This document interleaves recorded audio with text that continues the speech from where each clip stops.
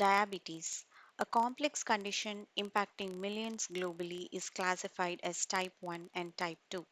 While both are characterized by how body manages blood sugar levels, their underlying causes, typical onset and treatment approaches are fundamentally different, and understanding them is crucial for effective management and prevention. What is a diabetic condition? When we eat, the food is processed and glucose is entered into the bloodstream. Cells in body uses glucose to generate energy for physical and mental activity.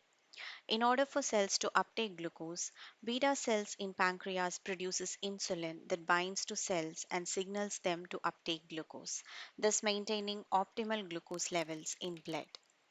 In type 1 diabetic condition, certain genes in body produces antibodies that attack the beta cells in pancreas. Hence, no insulin is produced, and cells can't uptake glucose for energy, resulting in higher blood glucose levels and weakness. Inheritance of certain genes from ancestors and parents are the major reason for occurrence of type 1 diabetes. Environmental factors such as certain viral infections may attack the beta cells, which can also result in type 1 diabetic condition. As the body's own immune system attacks the pancreas, it is classified as autoimmune disorder. In type 2 diabetic condition, the insulin is fine. However, the cells develop resistance for insulin binding, leading to elevated blood glucose levels and very minimal glucose intake by the cells. Type 2 diabetes is strongly linked to insulin resistance, which develops over time. Obesity, because of excessive carb intake, is the primary risk factor for development of insulin resistance.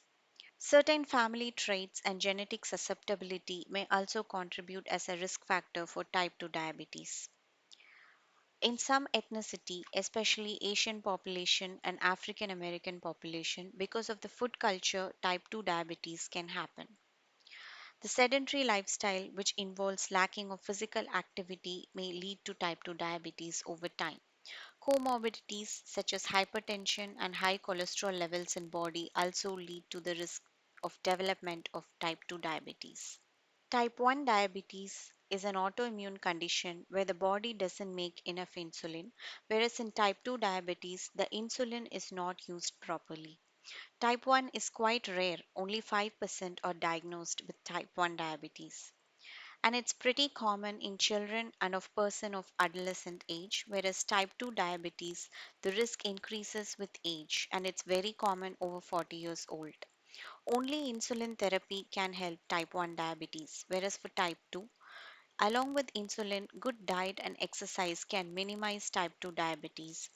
Oral medications such as metformin can also help in management of type 2 diabetes. The common symptoms of type 1 and type 2 include frequent urination to carry out extra sugar from the body, frequent thirst to make up for water lost from urine, and weight fluctuations happen as the system turns towards fat and protein for energy. For type 2 diabetes, gradual obesity can occur. In type 1 diabetes, sudden weight loss can happen. The onset and prevalence of symptoms in type 1 diabetes are sudden and severe, whereas for type 2 diabetes, they are gradual and they are pretty mild. Both type 1 and type 2 diabetes can lead to severe complications. If the insulin levels have become too low, then the blood can become acidic because the system turns towards fat for energy generation. And this processing of fat can lead to buildup of ketones, which is quite acidic. This can result in a severe shift in chemical balance, leading to frequent urination and severe dehydration, followed by a diabetic death. It can result in coma and sometimes it can result in death. In long term, if the glucose levels are high for a prolonged time, then a person can encounter risk of complications which include food problems, vision loss, nerve damage, kidney damage and heart disease. As the onset of type 1 diabetes is not linked to lifestyle, it cannot be prevented, whereas type 2 can be prevented as well as managed with a healthy diet and regular physical activity. Treatment approaches for type 1 diabetes would be lifelong insulin therapy. For type 2, lifestyle modification and certain oral medications can help. The type 1 is not reversible as it's linked to genes, whereas type 2 is potentially reversible by changing your lifestyle.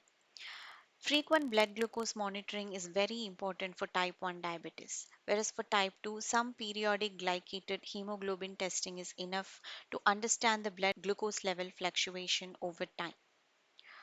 The advanced therapies for type 1 include pancreas or beta cell transplant, which can be quite expensive. The automated insulin dispenser systems can keep diabetes 1 condition in check.